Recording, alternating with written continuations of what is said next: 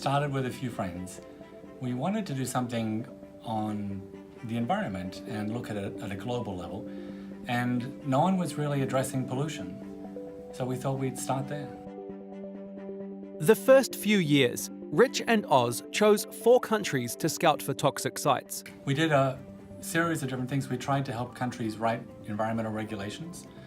That was much more complicated than it looked because the languages were difficult and things were awfully complex to get involved in politics, being an outsider in those countries.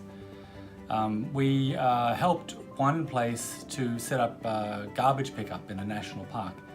And that was fine for as long as we were sending them a few $1,000s to keep paying the people who were doing the collection. But as soon as we stopped, it made no more difference. So, those sort of things we learned as we were going.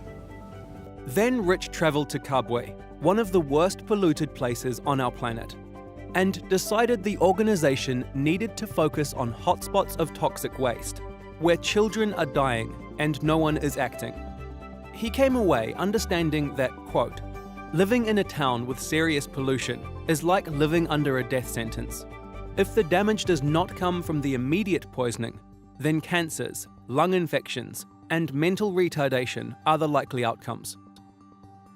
Recognizing he needed a deeper well of resources, Rich recruited US experts in environmental remediation to serve as volunteer advisors.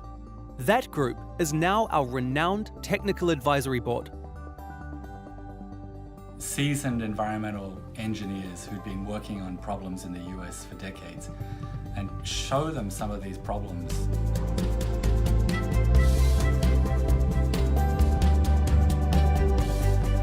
Saving lives and anything that they've worked on, they would just be so thrilled to be able to get involved in it.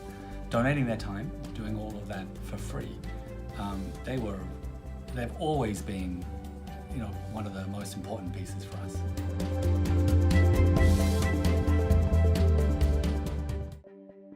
When we found one acutely toxic site and measured it and started to realize what was going on, and then started to look for them, they just showed up everywhere. It was like we couldn't stop finding them. I remember this one kid, we were looking in Calcutta, and they were watering the remnants of some leather with chromium, acutely toxic, to kind of dampen them down, but this was going to eventually get sold as fertilizer. And there were kids just sitting on top of it, chewing on these lumps of thing, because they didn't have any food. It was like rawhide. And I'm sitting and thinking, this is just not right. We just can't have that go on. We just can't let that happen anymore. In 2007, with support from the European Commission, we launched TSIP, the Toxic Sites Identification Program. The only program of its kind in the world, it is the most comprehensive global inventory of polluted sites and continues to be the core of Pure Earth's work. By 2011, we had 30 staff members in 24 countries. When we decided we were going to get involved in a country and set up these small country offices, we would go out and interview a lot of people. We were looking generally for people who were young and brilliant and passionate about this issue. And then we would supplement our young, brilliant person with the former Minister for the Environment who might have just retired in the last cycle. So we would have an elderly coach who had all the network to help work, manage through the government relationships, and then a brilliant young go-get-em team. In a major leap forward, we formed the Global Alliance on Health and Pollution, bringing together multilateral organizations and environmental ministries to address urgent environmental health challenges and outline future steps to address pollution.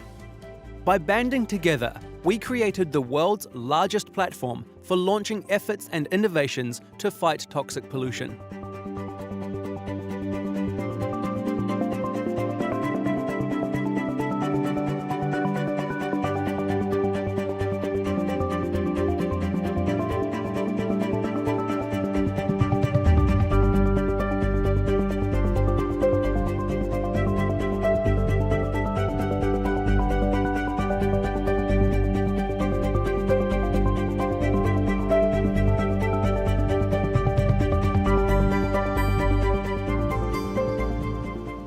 If I were to look back 20 years from now, I would hope that all of these countries have adopted pollution as an issue that's something fundamental to their own development strategies. And they're committed to doing things in healthy and productive ways. That's how the world should look.